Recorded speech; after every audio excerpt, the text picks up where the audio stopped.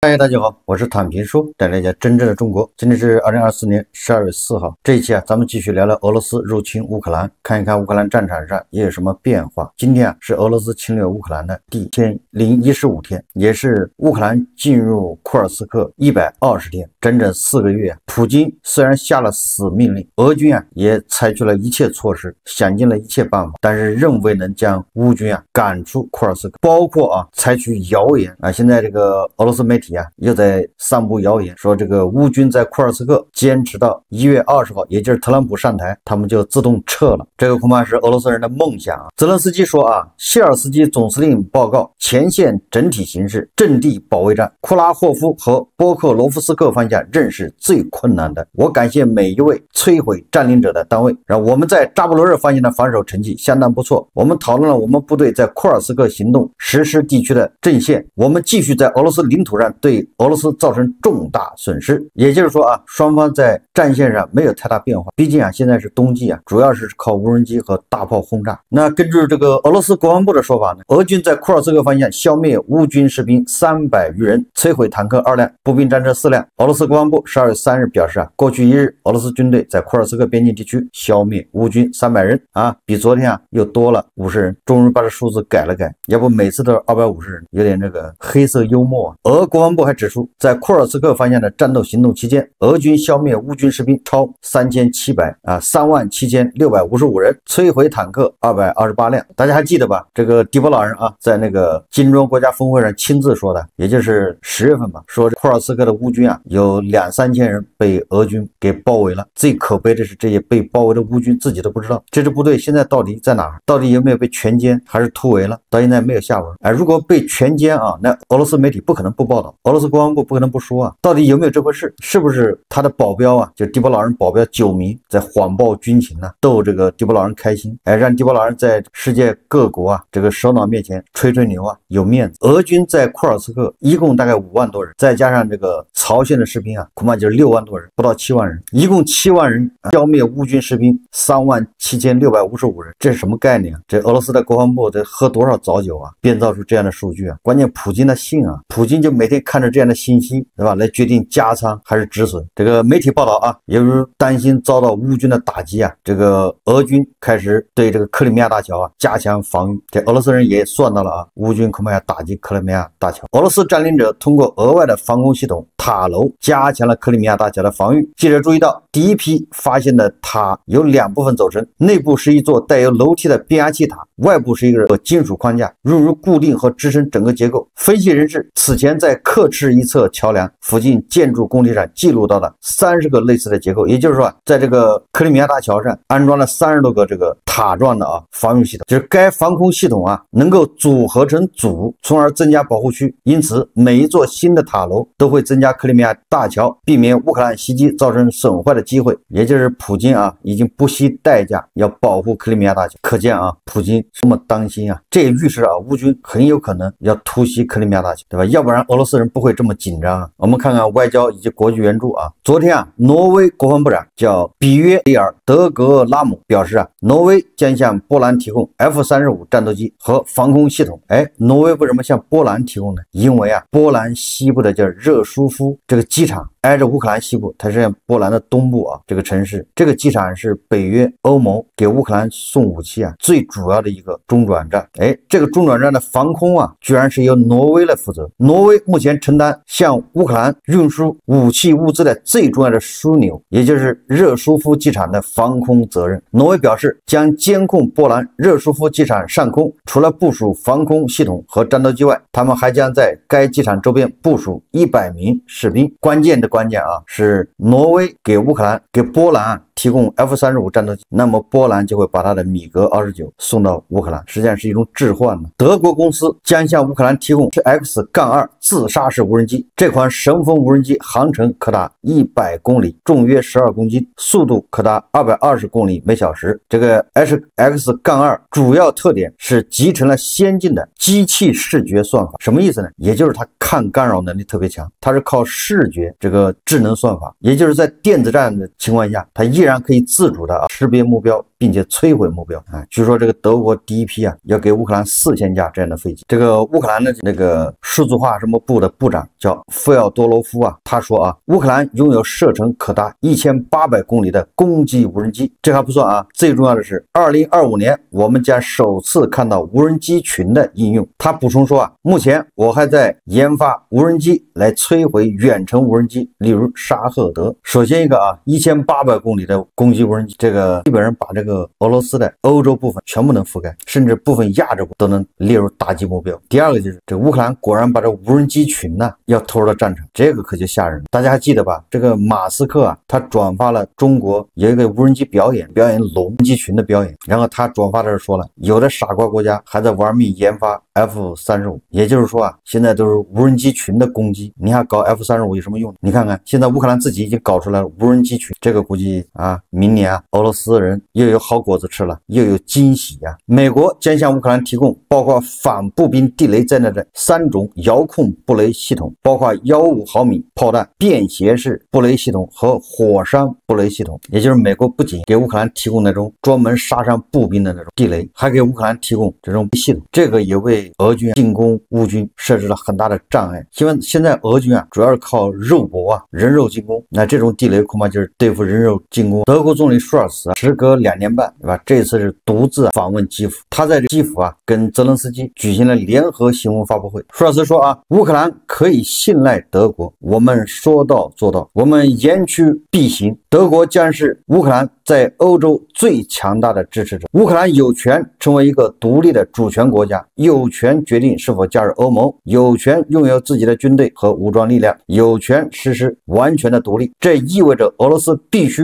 停止战争并撤军。我明确地告诉了普京这一点。这个舒尔茨还说啊，乌克兰没有被打败，俄罗斯没有实现其任何一个军事目标。当然了，泽连斯基啊还是继续向舒尔茨要这个金牛座导弹。泽连斯基说啊，如果德国提供金牛座导弹，乌克兰可以打击俄罗斯联邦境内更多的军事目标。但是舒尔茨啊继续拒绝了这个金牛座。舒尔茨表示，乌克兰将在12月获得第6套防空系统和爱国者发射器。除此之外，乌克兰还将获得德国的自行高射炮和海王直升机，就是那个猎豹高射炮啊，加上海王直升机。舒尔茨一再强调，德国对乌克兰的支持不会减弱。北约高级官员向自由电台表示啊，法国和英国正在考虑在乌克兰与俄罗斯进行和平谈判时可能提供的选项，以保证乌克兰的安全。其中之一就是在接触线上部署法国和英国军队。据他介绍，这些会谈仅在各国首都举行，而不是在北约层面。巴黎和印度和伦敦正在努力为不同的事件情景准备选项，以便如果美国新领导层问问欧洲国家如何参与，他们有现成的选项来支持基辅。英法要联手啊，派兵啊进入这个冲突地区，也就是接触线。马克龙啊早就扬言要派法国士兵啊进入乌克兰，而这个英国人呢，那支持乌克兰那也是叫不遗余力啊，那是绝对的铁杆，对吧？最坚强的这个朋友。大家可以看一下啊，这个英国首相斯塔默他的最新讲话，大家看视频。The further Russian troops advance, the closer the threat becomes. The more land they control, the more they control grain prices and energy sources, and the more confident Putin becomes. So we must continue to back Ukraine and do what it takes to support their self-defense for as long as it takes. To put Ukraine in the strongest possible position for negotiations so that they can secure a just and lasting peace on their terms that guarantees their security, independence, and the right to choose their future.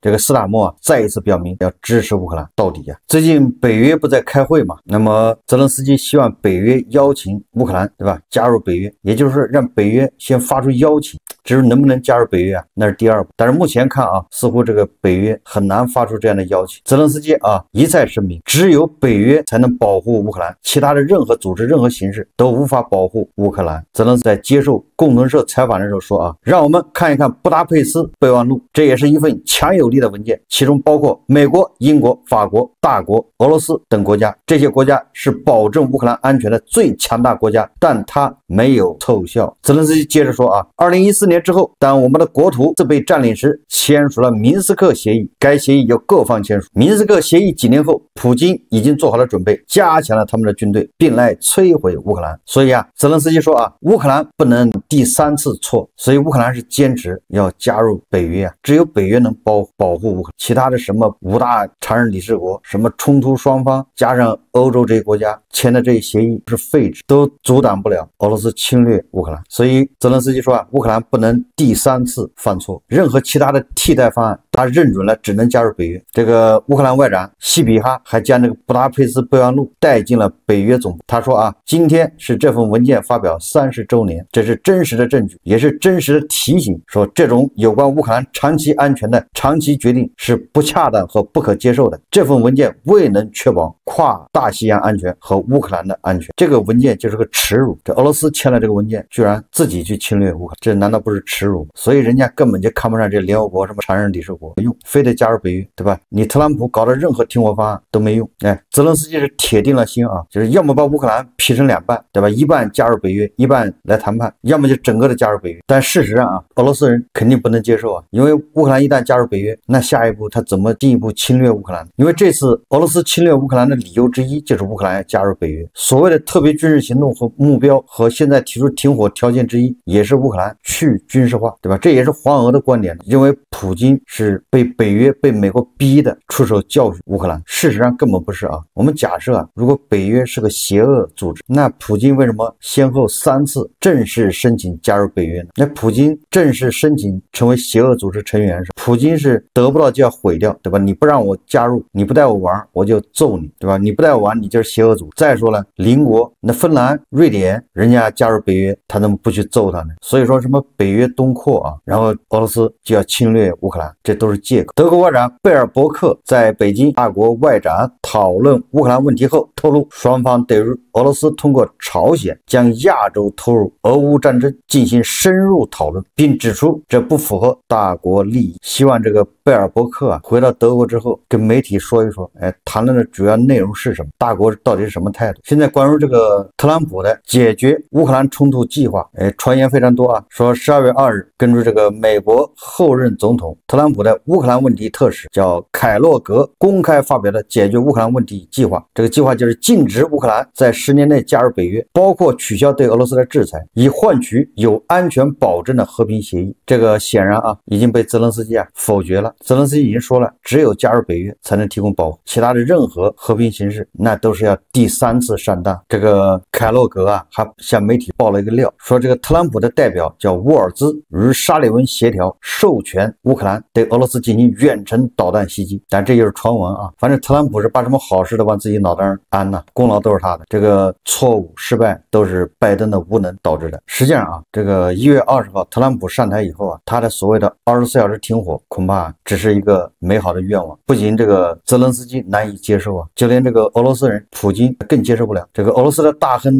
叫马洛费耶夫警告称，除非特朗普的和平提议包括更广泛地讨论俄罗斯的安全问题，否则普京将拒绝特朗普的和平提议。他认为谈判要想富有成效，就必须解决全球秩序问题，而不仅仅是乌克兰的未来。这个马洛费耶夫跳出来喊话，也不知道是不是活腻歪了要么他就是替这个普京放风这可以理解。如果他是活腻歪了想中毒，对吧？那他就是给普京在下指标下 KPI， 对吧？不让普京接受这个特朗普的和平提议那这个中毒就指日可待这个叙利亚的政局现在是一天一变最新的消息说叙利亚首都大马士革被曝发生兵变，反对军占领军基地，总统府附近发生枪战，情况尚不明朗。这个俄军确实拉胯，在乌克兰被暴揍，跑了叙利亚，连这个叙利亚的拖鞋军都打不过。不仅打不过这个俄军还夹着尾巴逃跑了。俄罗斯正在从叙利亚地中海战略军事基地叫塔尔图斯港撤离其海军资产。2024年12月2号，俄罗斯辅助舰列里尼亚号离开塔尔图斯。据报道，2艘护卫舰、1艘辅助舰和1艘潜艇也悄然离开。看样子啊，这个1971年以来就成为俄罗斯重要的海军基地的这叫塔尔图斯啊，恐怕也难保了。你说这些军舰去哪儿呢？无家可归，成了丧家之犬。因为这个黑海这塞瓦斯托波尔港已经不能用了，对吧？都躲在那么新罗西斯克。完了，你这个塔尔图斯的这些军舰呢，它不能通过博什普鲁斯海峡，不能进入黑海，那它也只能去这个波罗的海，要么就是绕一圈跑到太平洋舰队那个基地。俄罗斯的这些军舰绕一圈跑到太平洋舰队基地恐怕也挺难的，因为它没有维修的船呢，跑不远。12月2号消息，国际刑事法院对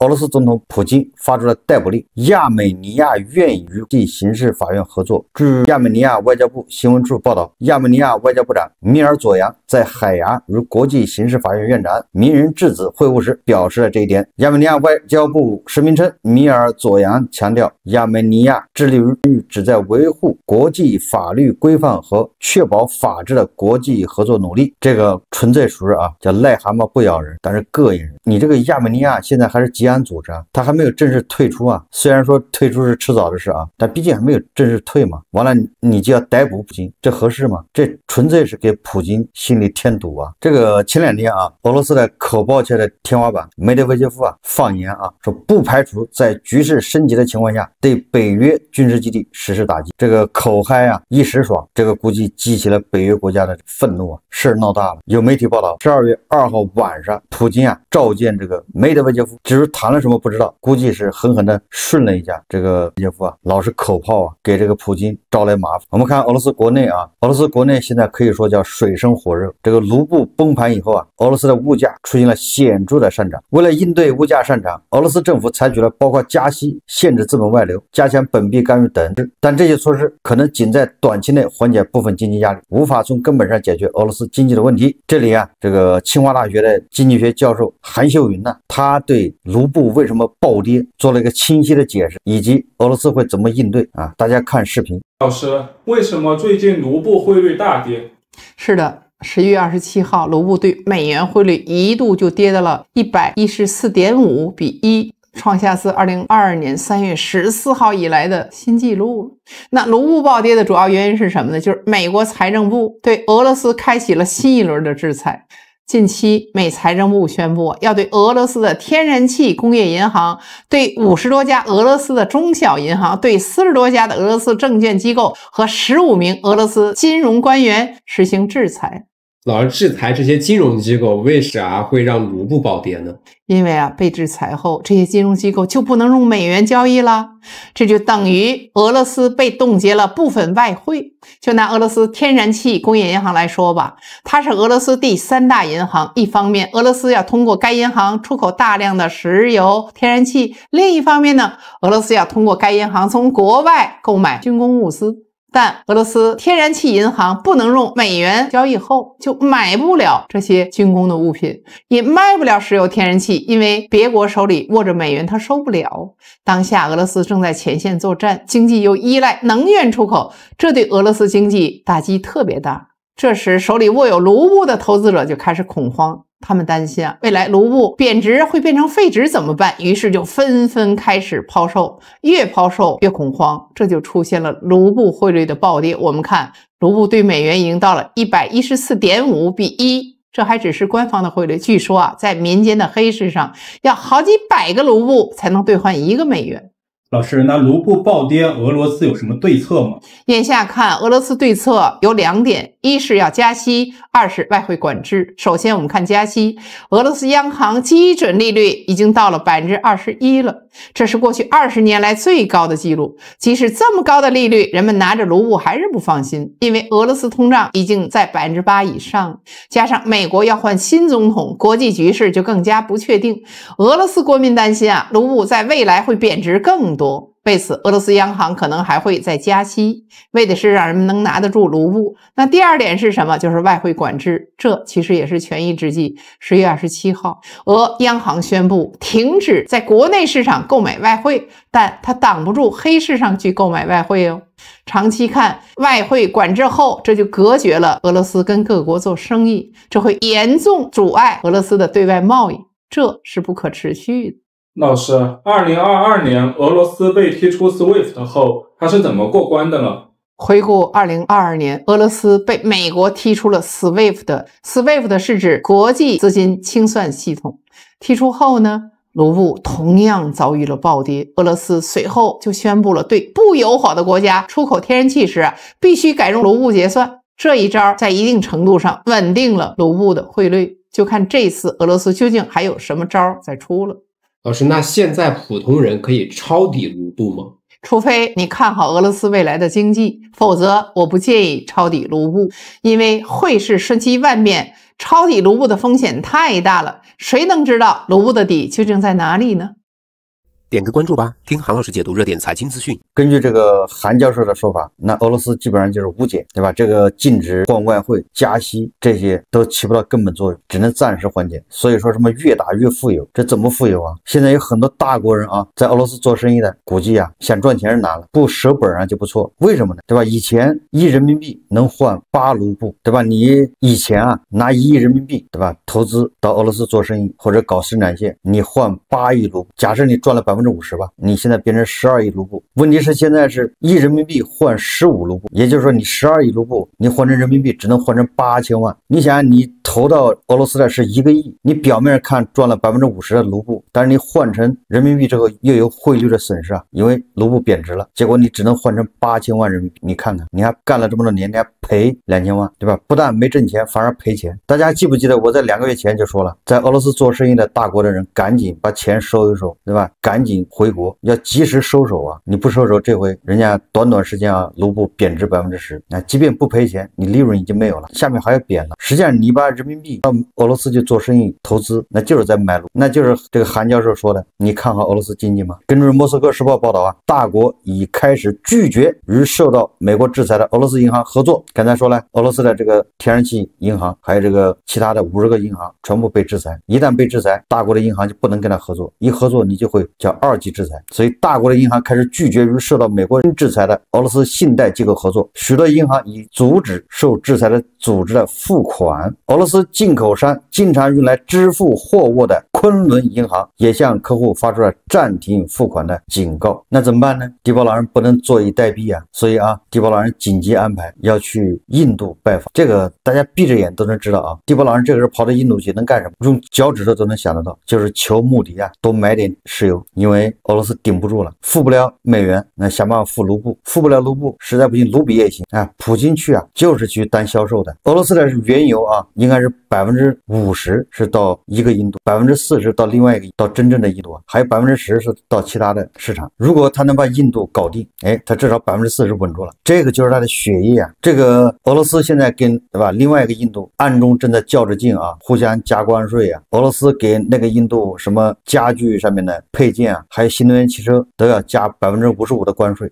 那个印度啊立马也限制什么机械各种的这个还芯片对俄罗斯的出口开始限制，银行也不合作了。这个时候你说地保老人不去求穆迪，他能求谁呢？一把抱住穆迪啊，拉兄弟一把呀。这个印度啊玩的也花呀。最近啊，印度大幅减少俄罗斯军购订单，转而向西方供应商。西方官员们表示，印度大幅减少了俄罗斯国防装备订单，现在正从西方供应商那里购买更多装备。所以说穆迪玩得好啊，人家薅鹅毛啊，那是薅得非常娴熟。他不仅不增加从俄罗斯的进口，他反而还从别的国家买，让普京啊更加有求于印度，那印度就更好的去拿捏这个普京啊。现在是普京有求于穆迪啊，所以这基本上就是送肉上门，给穆迪送温暖来了。所以你说啊，这个战打成这样，居然还有人认为俄罗斯是越打越富。一旦2个印度啊减少俄罗斯石油的这个贸易，那俄罗斯恐怕随时啊都有崩盘的危险。好，这期节目我们就聊到，感谢大家收看。如果喜欢我的节目，欢迎订阅转发，也可以在下方留言评论，谢谢大家。